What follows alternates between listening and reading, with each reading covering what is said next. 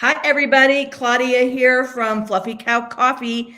As you know, we are the only coffee roaster in the country that supports farm animal sanctuaries.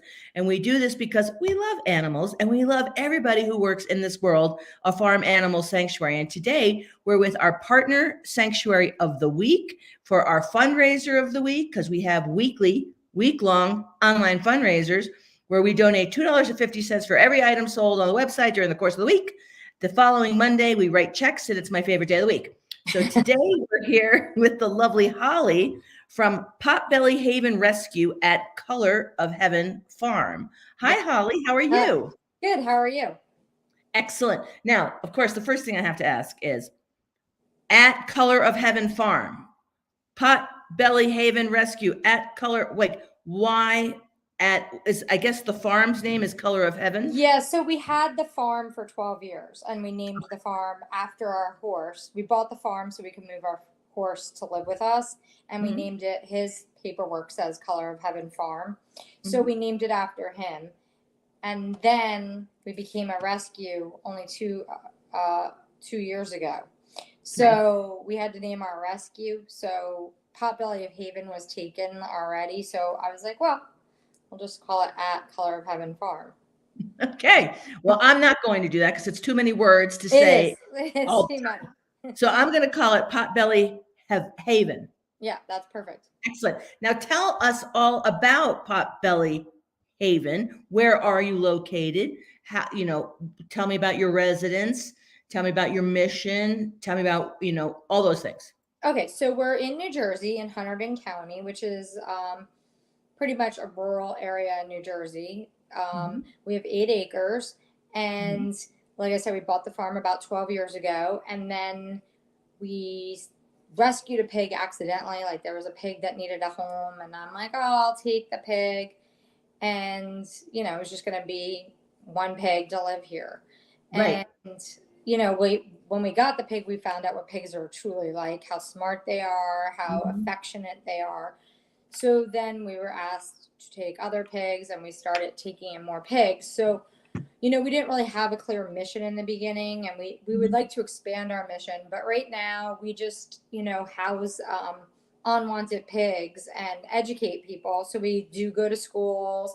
We take the pig, at least 1 or 2 pigs, a lot of places we go to teach people about mini pigs, and that they're not really mini pigs, because that's why a lot of the pigs end up homeless.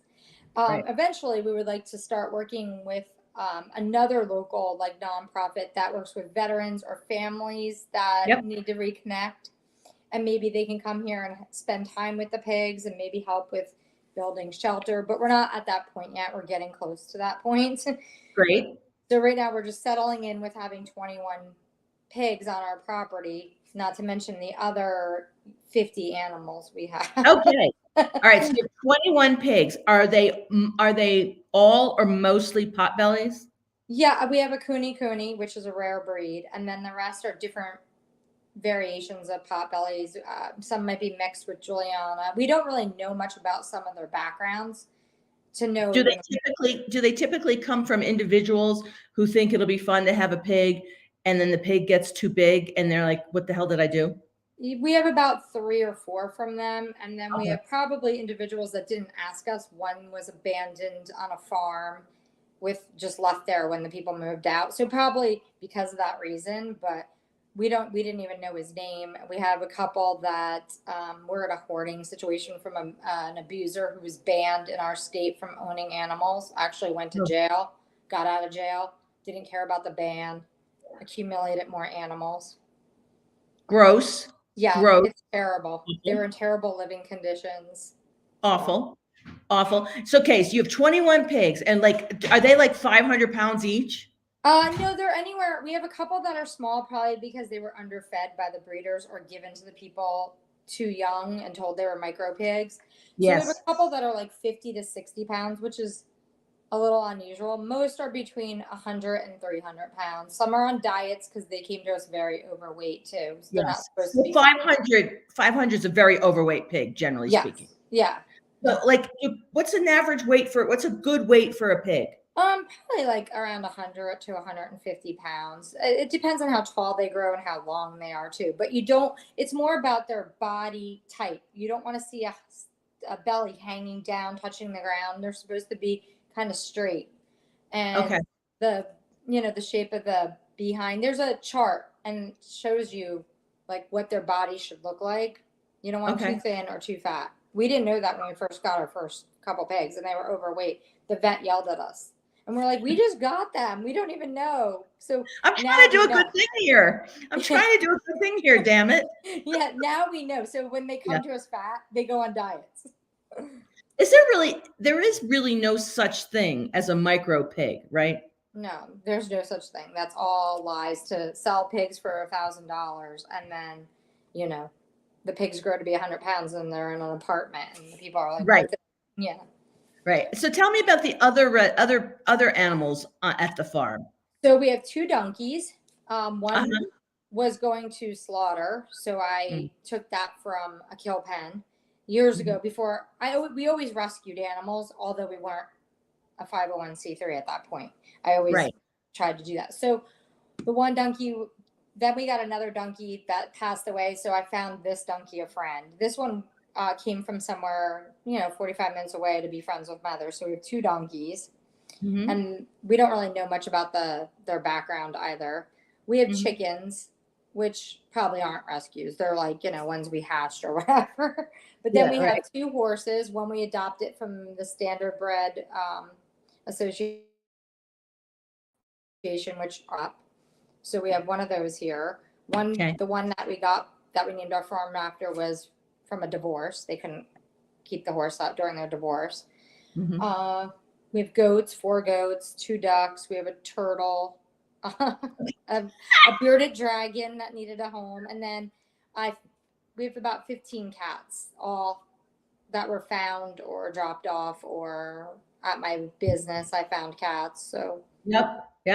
That's awesome. Now, are you a sanctuary, meaning you keep the animals for the rest of their natural lives, or do you also adopt out certain animals? We're kind of a combo, but we haven't adopted. We would love to have adopted out, like when the one pig was dropped off here, it had babies. We would have loved to have found homes for the babies. It's just hard to find people wanting to take pigs, and they were black pigs, and you know how black dogs, black cats, but same thing. Black pigs, people don't want them.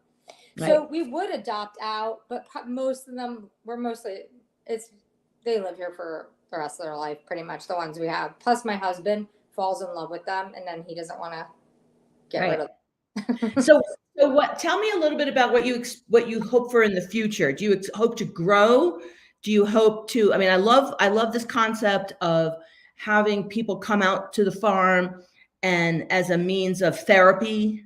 Yeah, that's what we would love to do. I don't know that we want to, right now we're not taking in any more intakes because we're kind of maxed with our space and the cost. It's very expensive, feeding them. The farrier's coming. My bill today might be $300 to $500 just when he looks at the pigs that need tusks trimmed and hooves trimmed. So it would be irresponsible of us if we took on more. So we've been asked by people who just don't want their pigs anymore, and I have to say no. I mean, if a dire situation was presented, we'd probably take some, but this is how sanctuaries end up, being sanctuaries. Their animals. Yeah. Right. Or having to give up their animals because they can't afford them anymore. We don't want to get to the point where we're strapped and we can't provide a good life. Right. You don't want to get to the point where you have to give up and then you have all these animals that you then have to rehome. Right. We don't want to become that type of person. So we know we're maxed right now. Right.